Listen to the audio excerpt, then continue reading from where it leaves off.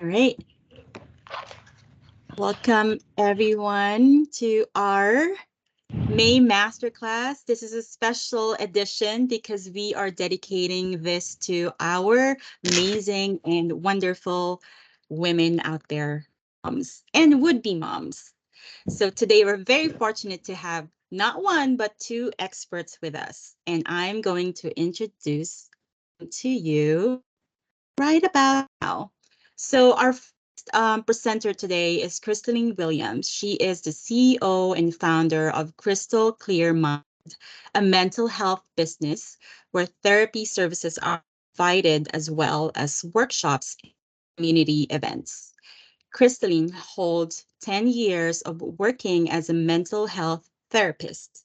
She's a wife, mother, and advocate for fellow mothers out there are seeking to flip the script, life's narrative from barely surviving to thriving. Krystalynn provides her clients with individual and couples therapy, workshops, and community events. Krystalynn's experience providing mental health services to low-income families, children exhibiting at-risk behaviors, helped her shift her focus to the center of the family, the wellness of mother and parents. She believes the way to offer quality love and care to others is to serve from a full cup. Krystalynn continues to serve her communities by participating as a guest panelist, co-host for speaking engagements, and often volunteering at community and faith-based groups. Krystalynn holds a master's degree counseling psychology from the University of San Francisco. Um, there's more, but my document just decided to pause. Um,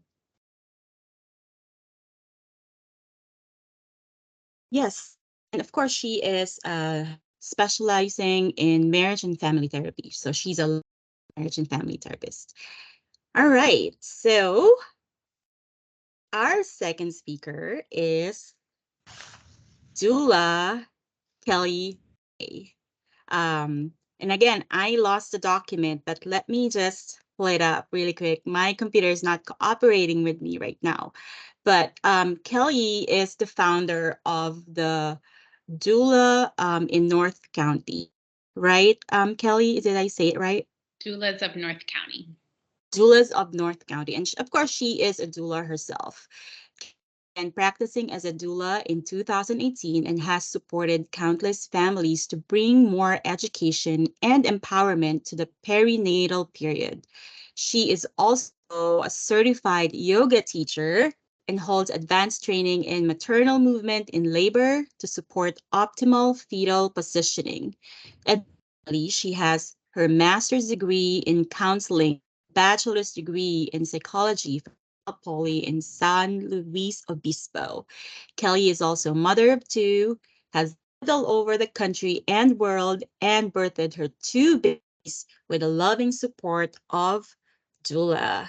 So, yeah, I'm very happy for you guys to learn and hear from these two experts. Thank you very much again, and welcome, Krystalynn and Kelly.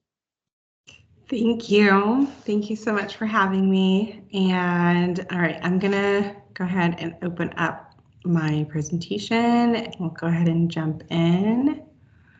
So let me make sure I put it in the right mode. Okay, can you guys see that okay? Yeah. Yep. Okay, because I can't see you anymore. So, all right, so I'm just going to go ahead and get started. So when I talk about things regarding, especially with mental health topics, there's some sensitivity that we want to, be mindful of, given just the nature of what we're talking about, and making sure that everyone feels safe and that they can share as much or as little as they want. So I always like to start off with community agreements, just a few things here to go over. So This is being recorded just for the use of like being able to share knowledge and things like that.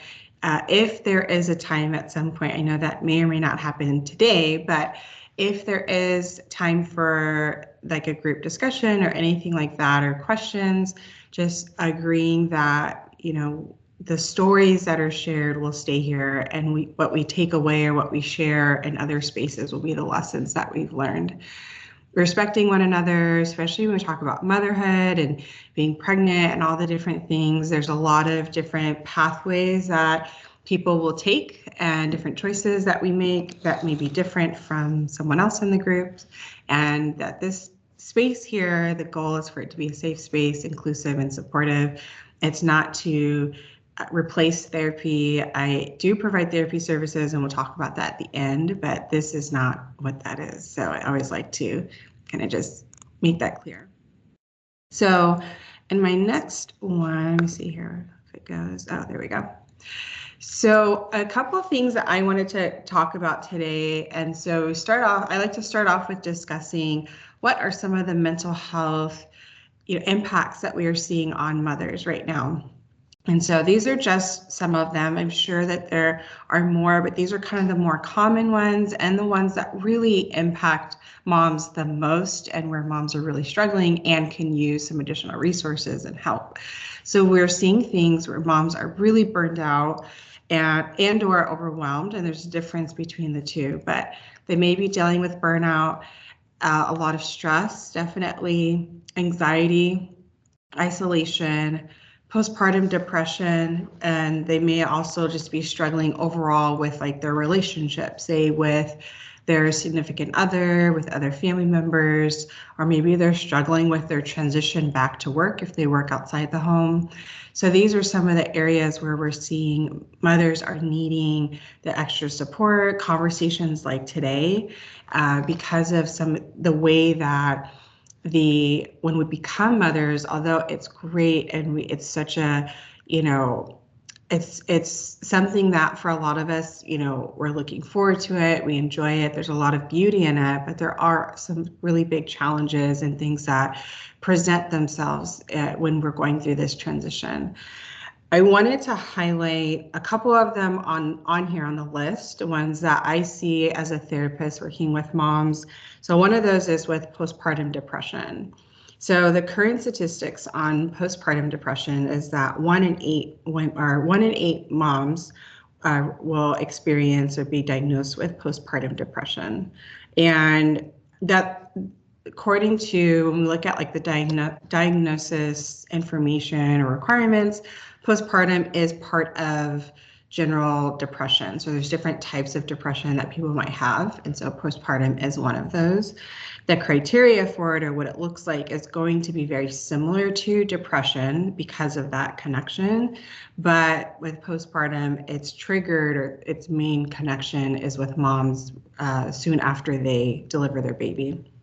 So you might experience things like feeling hopeless, guilt, a significant loss of energy. You might have diminished interest in activities that you used to enjoy. So not like, well, a few years ago I used to do this, but if you were an avid, I always go walking every day, or, just certain activities that you really, really enjoyed, and all of a sudden now, not for the lack of time or availability, but just interest, the desire to re-engage in those activities has gone away. There could be a significant weight loss, and that could be decrease or increase, because we might see a really big change in your appetite. There could be sleep issues, sleeping too long, not sleeping enough, outside of what we expect given that you have a newborn, right? And lastly, we also might see suicidal ideation. You might have had some attempts. So these are some of the things that I would look for if I felt like maybe you're struggling with postpartum depression. I did note here on the slide, you'll see that it says after 2 weeks. So especially when we talk about feelings of hopelessness, the tired, or loss of energy, I should say, weight loss, things like that, I want to see, what's important for me is to know how long you've been experiencing those symptoms, because it needs to be a minimum of 2 weeks, but even longer than that is that's what we're looking for. So that's one of the ones that we see a lot. We also see anxiety a lot. And sometimes when I'm working with moms that report they feel anxious or struggling with anxiety, a lot of times they were struggling with it before they had kids. And then going through pregnancy and postpartum really intensified the symptoms for them, because now on top of what was triggering their anxiety, now there's a baby that they're caring for. And so for some moms, that adds to their triggers and what can make them feel really anxious or stressed, as you're trying to, now you have more things that you're juggling, more things on your plate, trying to be this like the perfect mom or whatever image of that you may have in your head, navigating things like mom guilt and all of these new nuances can a lot of times intensify anxiety for someone who had it before they even became pregnant. So with anxiety, we're also looking for this like extended amount of time, at least 2 weeks, if not more. But you might feel things like having a significant difficulty with concentrating on your task, whether that's tasks with your kids or if you're returning back to working outside the home. You will have an increased sense of irritability and not really being able to pinpoint what's causing that. It's beyond the I skipped lunch, so I'm feeling irritable, or I didn't get a lot of sleep because my baby is waking up, every 1 to 2 hours. So beyond those kind of circumstances, if you're just this constant state of irritability or constant state of not being able to concentrate, worrying, constantly about different things, and also sleep disturbance, very similarly to depression, we'll see a lot of times there will be sleep disturbances because of all the anxiety-provoking thoughts that you're having would definitely impact your ability to sleep well, I should say. So, sorry, were you saying something? Oh, no. Yeah, Oh, definitely okay. can relate to that. Yep. Yes, yeah. So I always highlight these two, like postpartum depression, anxiety.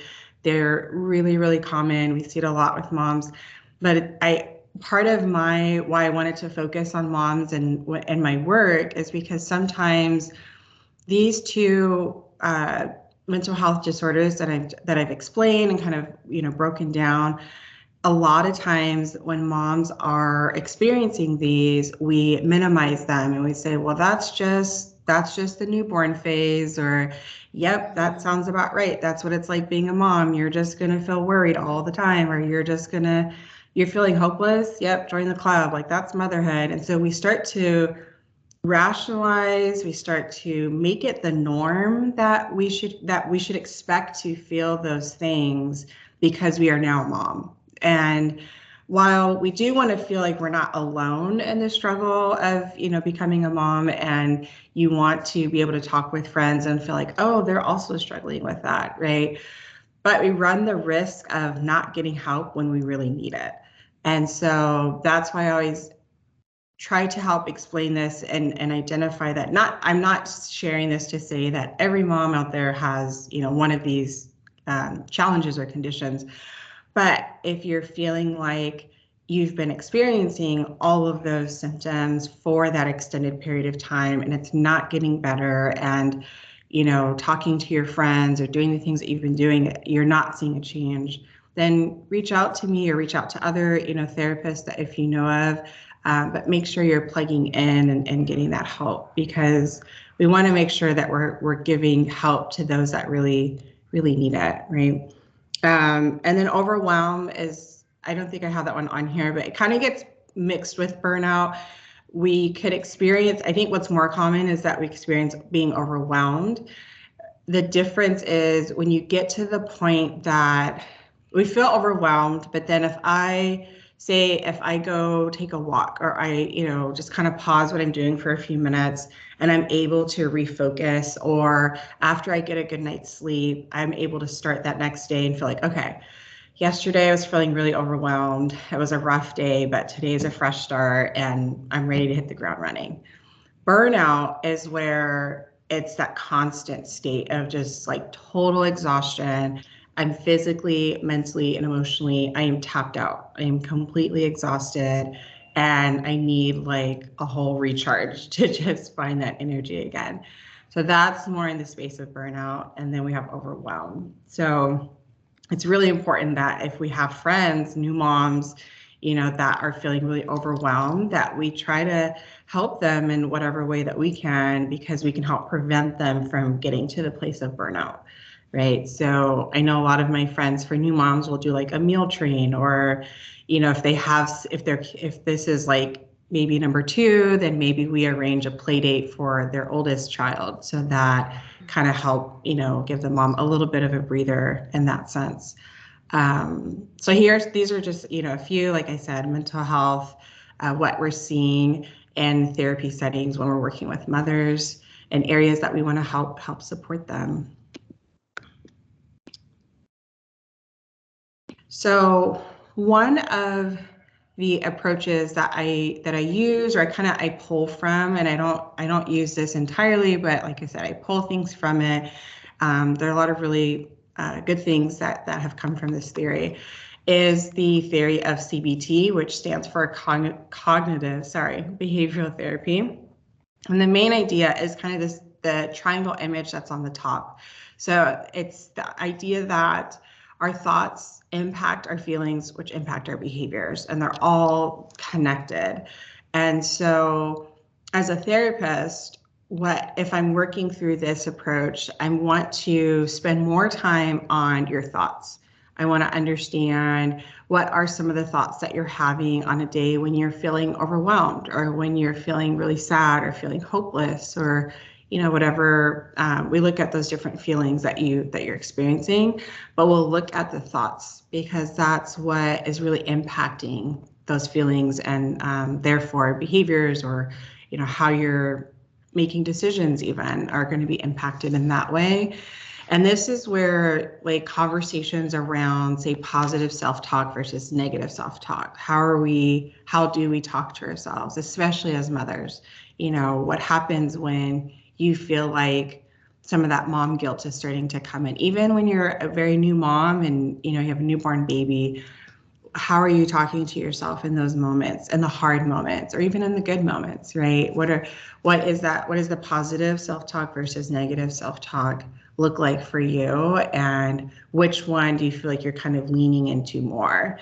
Do you tend to be very critical of yourself and say things to yourself about, oh, I should have, done this, or I should have, I don't know, done more tummy time this morning, but I was just so tired and, we didn't get to it, but I should have done this, or I wish we had done X, Y, and Z. The more we engage in those type of thoughts, we do see the impact that it will have on our mood and just overall how we're feeling in that moment. So this is really important to look at. And like I said, some tools that will come from this are things like positive affirmations, whether it's using a card that has a positive affirmation on it, writing yourself a Post-it note, putting it on your mirror, to kind of help. It's not so much of like, I don't want to say, if I'm working with you as a client in therapy, you're a mom, new mom, or second child, whatever it may be, you're feeling really overwhelmed. And I may have you do like a thought journal. So write down some of the negative thoughts or anxiety provoking thoughts that you experience in the day. And what we would work on are some ways to reframe that thought. And it's not to throw the negative thought away. I mean, we want to look at that kind of, and honor the thought that you had, and just see that this happened. This is the thought that came up. But we want to make sure that we're feeling in, how do I want to explain it? Like making sure that we're feeling in more like positive thoughts to kind of help like offset the other ones that you're having, if that makes sense.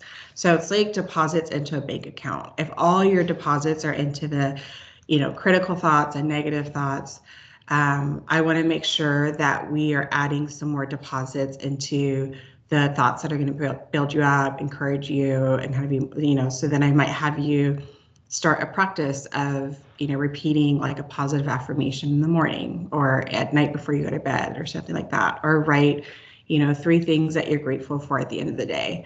And that's just to help making sure that we're adding some more deposits on that other side to create more of a balance. I love that. Thank you. And I can't, the way that the screen works, I can't, like I said, I can't see you guys, but if at any point there are questions or anything like that, just let me know and I can pause, because I know I'm just kind of like going through each thing, and but let me know if I need to stop at any point. So let me see here, let me switch over. So one of the, as we're talking about, when we talk about things like postpartum depression, anxiety, the way that mental health, what we're seeing impacting with mothers, and, the overall theme of today is this mind-body connection, and which I kind of got into with the explaining cognitive behavior therapy approach that I use. And we see a lot, that's a big part of that, is the mind-body connection. Another big component is mindfulness. And this has gotten a lot more popular recently, or in the last few years, I should say.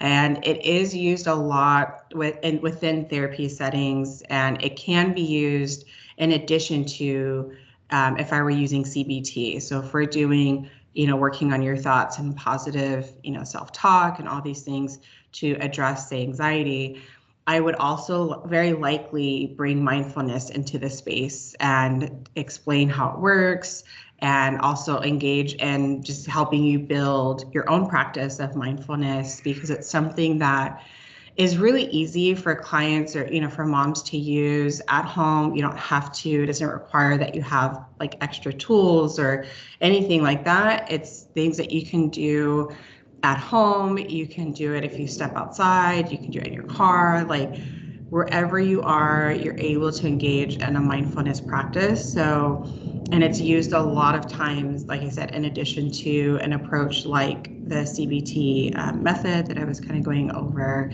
because the underlining like belief and what the focus is, they go together very well. So they blend very, very well together, and actually support one another if they're used, simultaneously in the therapy space. And just, I won't do like a full, I mean, you could have like, we could have a whole discussion on mindfulness and what it's rooted in and all those things, but just to kind of give like a brief understanding or summary of mindfulness, I think the best way to explain it is that it's really, the focus is about being present and focusing on the here and now.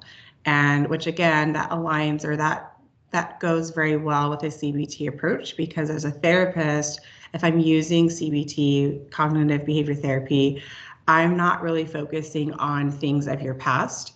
I'm going to be focusing on what are the thoughts currently that you're having, and helping to address the feelings or symptoms that you're experiencing right now, and giving you maybe some homework or different techniques to practice to help alleviate those symptoms. And mindfulness operates in the same way.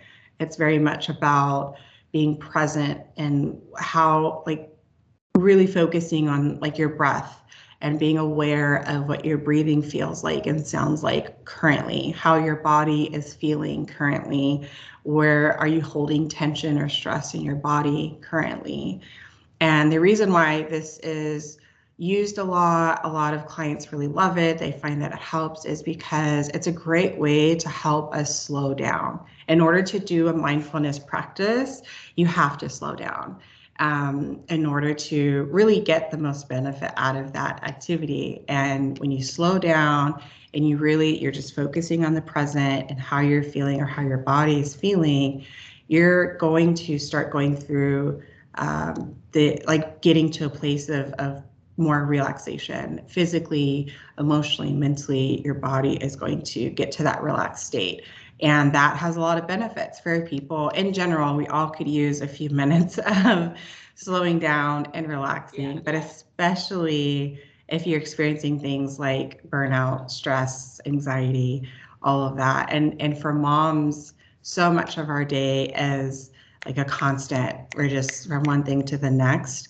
So I think mindfulness is a great tool for moms to really learn about, develop your own practice, And yeah, just find ways to incorporate that, into your day.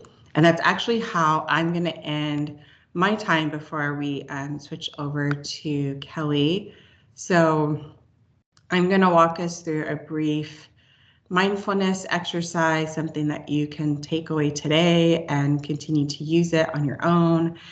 I also mentioned here 5 affirmations. You can set this up. It can be 3, it can be 1, whatever, works for you. But writing down something that either you could write down like something to say to yourself. You can put it on a Post-it, put it on your mirror.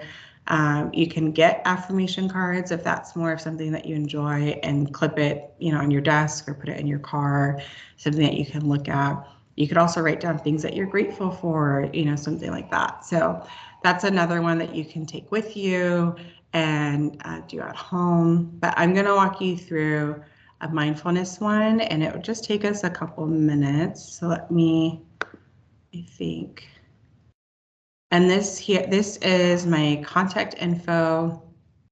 So where you can reach me via email, my website, and Instagram, and you can find more information on any of these any of these links will give you more information about my therapy practice and how you can do like a consultation call with me. I also offer coaching services too, so all of that information can be found on there. I am going to close this out and then walk you through how do I stop presenting?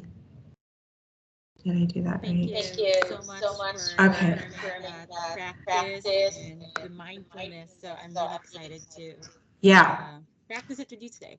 Yes. So, all right, we're going to do this. So just close your eyes, or if you want to look down, whatever you're comfortable with. I will have my eyes open just because I'm going to be reading the script that I'm going to walk you through.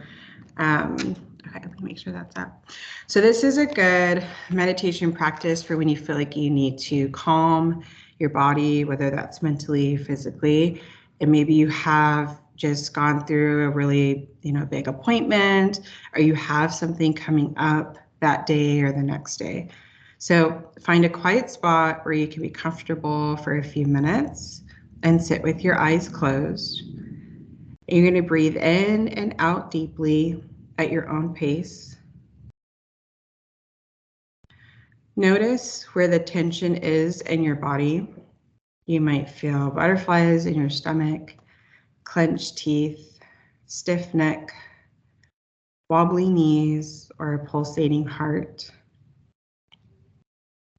And breathe deeply in and out a couple more times. Make each breath go deeper than the last. And remember, this is at your own pace.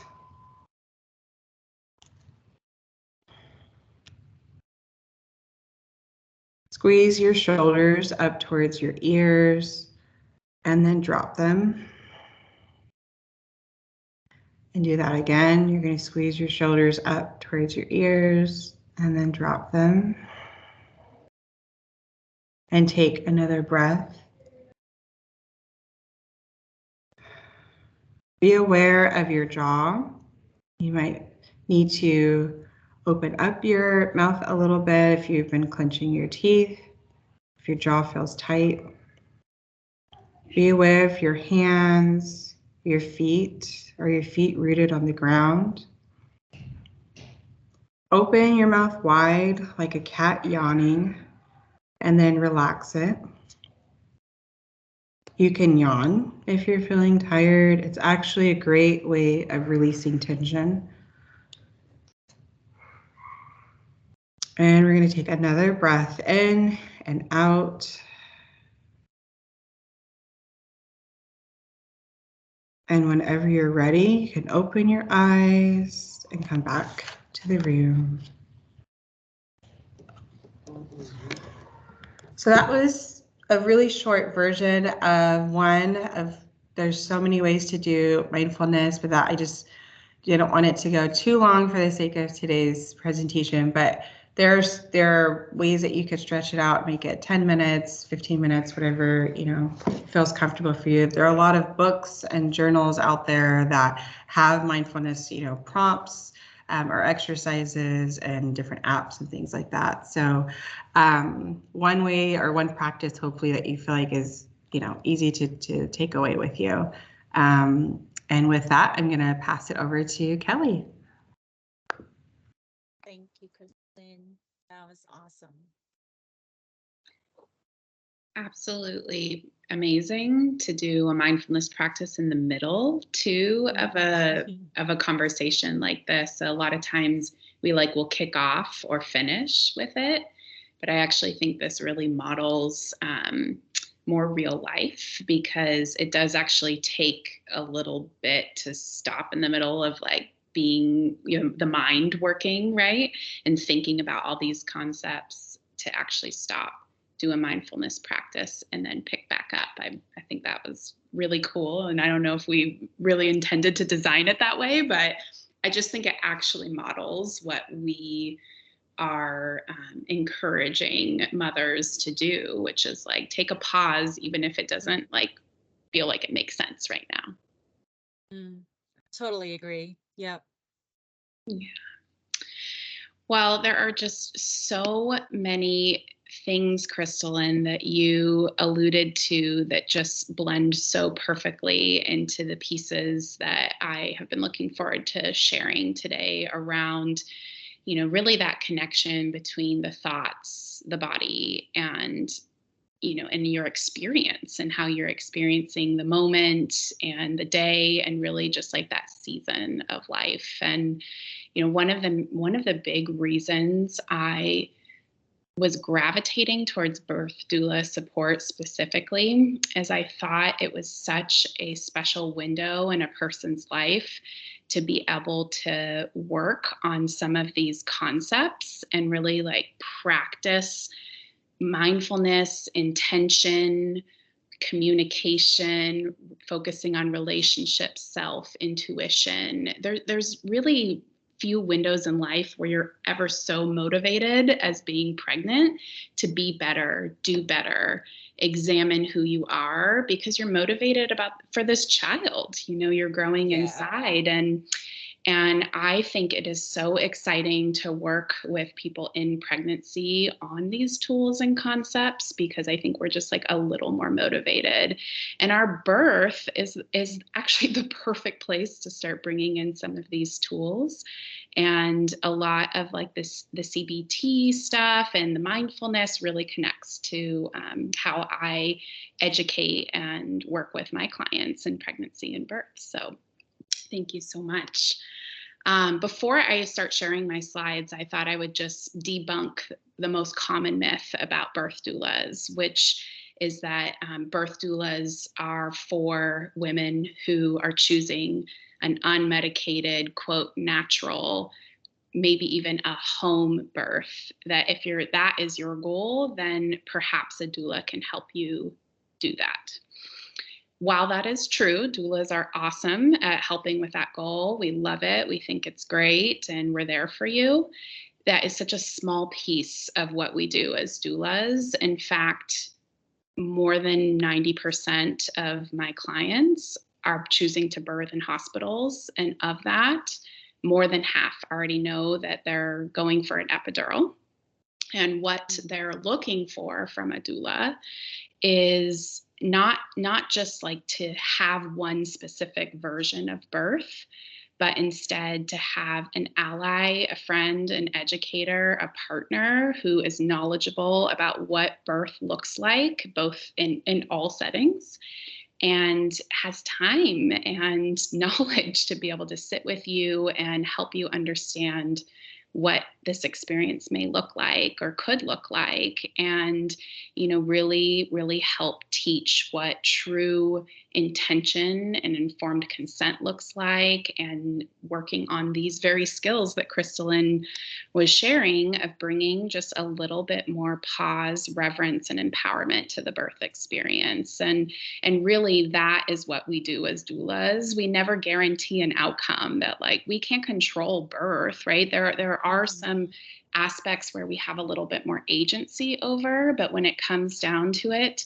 I actually think it's really harmful to hold on too tight to one version of birth, because so much can happen that is out of our control. And it can all still be beautiful anyway. And so that's what I really want to focus on today is actually unpacking what might be some of the controllable versus uncontrollable aspects of preparing for birth, and how that actually connects to the mind-body connection as it relates to specifically birth hormones, and also like postpartum hormones too, because I think it's all really interconnected in this beautiful way. So let me figure out again how to share my screen. Okay, I think open share. That's a beautiful introduction. I, for one, don't know the difference. I mean, I thought it was the first one. Like, so now I want to know more. You mean about doulas, what we do? Yeah. I thought it was for natural birth that you do at home. But I didn't do any research before, so I probably am a bad example of you're actually like that's common. What you just shared, and that's why oftentimes when I do have an opportunity to speak in a more generalized way about what doula support could look like, I take the chance to be able to share that, because it's just like a really common myth about doulas. And don't get me wrong, there are doulas who really only take clients who are going unmedicated at home, and that's their boundary and how they choose to practice. And but that is more rare, I would find. Most doulas, like the biggest thing we're trained in is how to provide unconditional, non-judgmental support to birthing people, no matter what their birth experience looks like. And that's it, right? And so that can look so different depending on a person's goals, a person's physiology, their healthcare team. We're not medical providers. We're not driving the physiology and medical decisions of birth. We're there to be by your side through it all, no matter how it goes down. And your partner, if you are partnered up, they are so good at, being that emotional support most of the time, we hope, but they're not knowledgeable about birth, right? And some of them are like, oh, I don't want to see blood. Yeah, some like that too, where it's a little squeamish, and that's okay. It's a pretty raw, visceral experience to be in the birth room. It's not for everyone. And so a birth doula can be a really lovely addition to the birth team, because your partner knows you best, but your doula knows birth best. And it's a really incredible synergy when the three people can really work together to support a person in a holistic kind of way. And, the doula, a really excellent doula, is trained in how to teach the partner to be a supportive person to their partner during birth. And we know that the intimacy, trust, and bond is so strong that partners actually can be leveraged in really beautiful ways to produce really amazing hormones for birthing women. I'll get to that in a little bit, but so we don't replace partners. We're an addition to the team. We don't have an agenda for your birth. We're literally there to hold space, make sure that you're knowledgeable, you're making decisions that are in line with your true values and intentions, and learn how to have ownership and love and appreciation for all birth stories, because you were an active participant along the way. Birth's not happening to you, you're part of it. And that's really what a doula does. That's what a doula does. Beautiful. Yeah. Well, so I think what is really important to sort of start with is and I took some of these slides from an online course that I teach to help pregnant people make a birth plan and kind of get ready for preparing for their birth. And, of course, we can't perfectly plan birth, right? So some people say I'm not even going to do a birth plan because I don't want to get too attached to one thing or another, and, might just kind of show up. And again, then things could just move along smoothly. And we see that happen sometimes, but a lot of times it's a surprise for many people who haven't done the preparation to put some intention into preparing for their birth. And why I think this is really interesting and links back to mental health is because when we start like taking a bit more ownership over getting educated about our options, communicating, well, actually before that, getting educated in our options, having a practice like mindfulness or something else that works for you, whatever it takes to tap in kind of to that like heart center place, that your gut, your knowing, that what your intuition is really saying. And then like getting more clear about an intention that you have for this experience, and then learning how to communicate that to your partner. Like, wow, what a skill to be able to practice on. And birth is such a beautiful way to practice it, but that process can be applied to so many parts of life.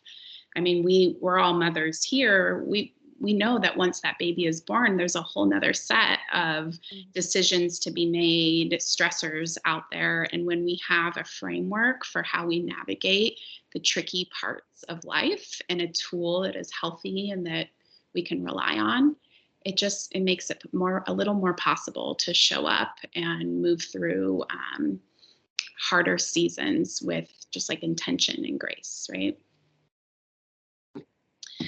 So let's just kind of like back up a little bit to like the birth plan concept. So like really what the birth plan is about is not controlling birth, but it's to create a tool, a reason to get educated on your birth options, while also learning how to communicate those birth options to your partner, your doula, your medical team, your mom, your sister, whoever's around during your birth.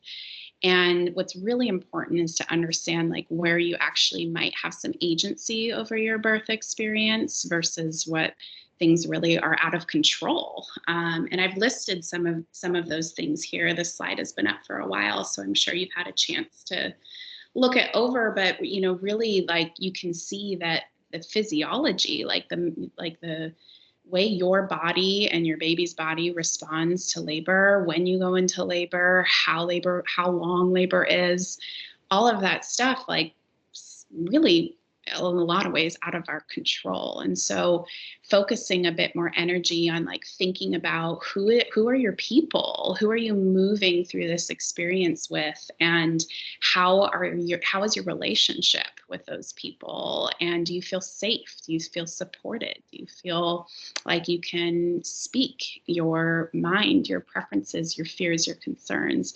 We have control and more agency over those kinds of things. How it feels in the room that we're choosing to give birth in, and like bringing intention and reverence back to the birth experience, imagining the lighting that you want, the sounds that you want, the smells, like tapping into your 5 senses. Like no matter how your birth is going down, the energy of the room can be shifted if you have an intention for it and you know why you want to do that. Taking steps to prepare for your birth, you have complete agency over that, getting knowledgeable and really understanding like benefits, risks, alternatives to all of the possible interventions that could come your way during birth, no matter what setting you're birthing in. That allows you to not feel blindsided if something comes up, right? And like really even just other things like understanding that you have legal rights in America around your birthing, like your birth in the hospital, and understanding your legal birthing rights and what true informed consent looks like, and expecting that from your medical team. So, and then of course your mindset and working on all of the things that Krystalynn were talking about, seeking support in pregnancy to develop some tools for, really working through these tricky seasons of life is wonderful if you can do it.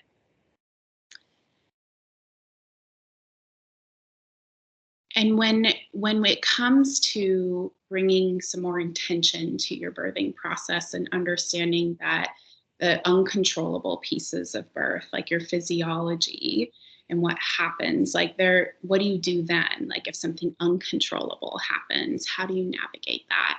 And this is something that I teach all my clients, which is a really simple acronym, and it's a decision-making framework that allows an opportunity to like make an informed decision around like different crossroads that you might face. This can be applied in birth, but it can be literally applied in every aspect of life. I teach this to my children. It's, it's a really basic framework that I find really useful. So when we're talking about making decisions, and I think highlighting an example here might be useful. One thing that birth is experiencing right now is like an uptick in the frequency of labor inductions that are being recommended. And that's like asking the body to go into labor before the body is ready to go into labor on its own. And we have a really high induction rate right now in the US. And it's not all inductions are medically necessary, and they come with benefits and they come with risks, and there are other ways to move forward. And so I'm going to use kind of that example here because it is a big decision that I see a lot of people needing to make. And so, let's say you're in a situation where your medical provider is recommending a labor induction. You can just go through this process and like really understand like why, what are they worried about? Like, what are the benefits of going in this route? And your provider is usually really good at sharing those kinds of things, like the reason why they're recommending it. But something I really see missed a lot in these conversations is really outlining the risks of labor induction and understanding what the trade-offs are, right? And really like understanding benefits and true risks of moving forward with something like a labor induction, as well as like what are the alternatives? What are other options that you may have? Is labor induction the only way forward? And how do you even like find the information on the benefits and risks, right? This is one thing a doula is really good at helping you with. If you're one of those like proactive people that is like really into researching all things birth, there's a lovely website called Evidence-Based Birth, led by Rebecca Decker and her team that looks at all the peer-reviewed research out there that we know about, like labor induction, Pitocin, all the sort of things that can come up in birth, and will actually break it down into like really simple one-page summaries of what we know about benefits and risks for many of the birth crossroads that can happen. And so like having a trusted source of information that isn't scrolling on TikTok and letting the algorithm decide for you what's important. Again, taking like going back to that agency, that ownership over your experience of getting prepared. And so going through these things are really good for the cerebral, right? That's like the mind. A lot of us are pretty good at doing that, of getting educated. But then what do? You probably find that it's still kind of not a clear yes or no forward. So what do we do? And, what I teach and what Krystalynn alluded to is like really understanding through mindfulness, through observing your thoughts, through getting in touch with the sensations of your body that are cluing you into, the yes or the no or the maybe or what feels good, what feels right. It's your intuition. And that is like the final piece here, that if you don't know a tool for getting in touch for your intuition, there's so much opportunity here to be able to connect in. And mindfulness is one beautiful way to do that. The last part of the acronym is nothing. And this is just like, checking like if you're in a decision-making crossroad with anything in life, like assessing the urgency of the situation. And most of the time we're not in like an ultra urgent situation. And so remembering that decisions don't have to be made like right on the spot, and asking for space, time, so that you can tap into whatever ritual it is to get in touch with your intuition before making a decision, even if it's just 5 minutes. Like how this looks in the birth experience is asking the provider, is this urgent and medically necessary to decide in this moment, or can we have 5 minutes of privacy to talk it over privately as a couple, or as a birth team, and asking the medical team to leave for a few minutes and just having that space. And again, I can't see you guys, so if you have like questions or need to jump in, feel free to just do that. All right. So I loved what you shared about CBT, and it was so great. Like that cycle actually like looks a lot like this chart too that I'm sharing, about how your thoughts connect to your behaviors, your feelings, and your behaviors. And what do feelings do for us physiologically, right? They do change our physiology when we're feeling afraid, when we're feeling unsafe, when we're feeling joy, peace, safety, anything. Like there is a hormonal reaction that happens chemically in the body. And what's really interesting to look at is how this actually can influence birth, right? And your hormones in birth. And something that is necessary for birth to move forward is oxytocin, the release of oxytocin, which is the hormone that creates uterine contractions and efficient uterine contractions. And then how hormones like adrenaline can inhibit oxytocin if there's a lot of fear involved. And so these tools that you can practice in pregnancy is really, really applicable to birth as well. Because if you think about, and then mindfulness too, like what is happening in the mind during birth, and the untrained mind during birth might have thoughts that are really not helpful for producing more oxytocin. Oftentimes fear of the past, that past contraction, anxiety over the future, how much longer is this going to be? All of those are the opposite of being in the here and now, and missing the space and time between contractions that actually are absent of sensation of uterine contractions. And so we're spending that whole like between time in our head instead of in our body, which increases more adrenaline, reduces oxytocin, causes tension in the body. More tension, your pain receptors are more sensitive when there's more tension.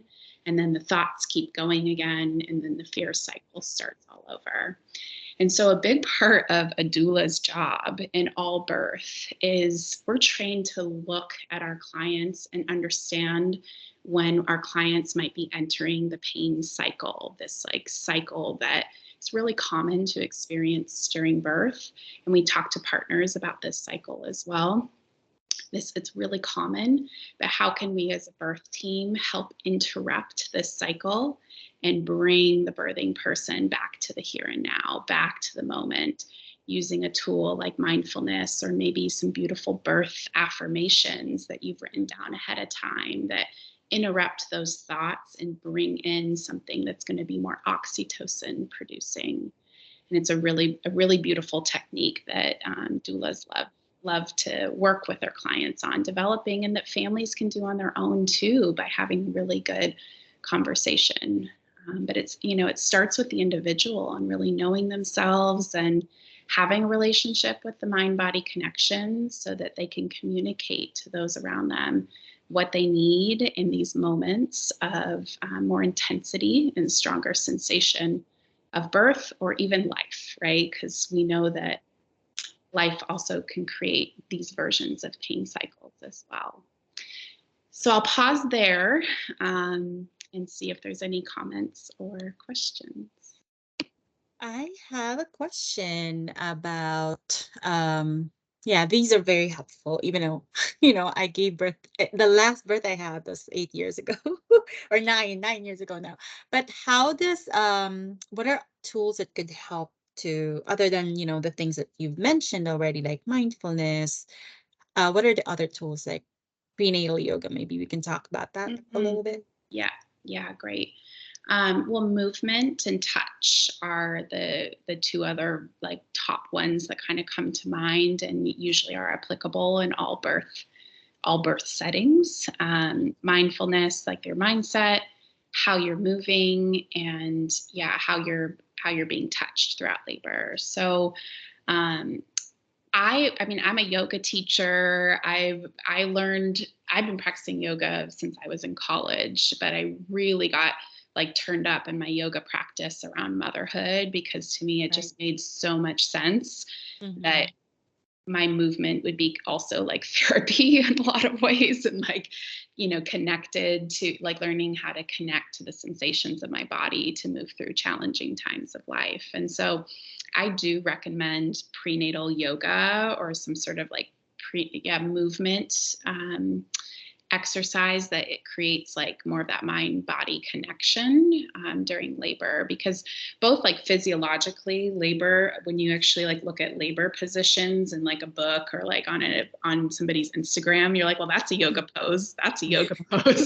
Like if you practice yoga, you just see we're doing yoga in labor. It's not vinyasa flow because nobody's doing that, but we're actually like opening the body in the ways that yoga teaches a lot. So from like a physiologic standpoint, prenatal yoga is really good for preparing the body.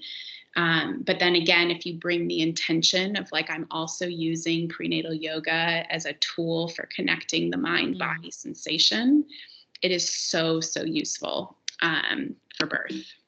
I love it. And the breathing helps a lot. To me, that's like the best part of it. Yeah. And just easing the pain of the pregnancy, like, the aches and pains when you're pregnant, but when I do yoga, it feels really, really good in my body. Yeah. So, yeah. Well, in a thanks for really highlighting that. practical way to sort of connect the dots on that is like, let's say you're holding a goddess pose, which is, for those of you that don't know, is like kind of like a deep squat. So let's just leave it at that. And you're holding a goddess pose, and it's so interesting in these challenging positions to take a quick body scan and notice where you might be holding tension in the body, where you don't need to be holding tension.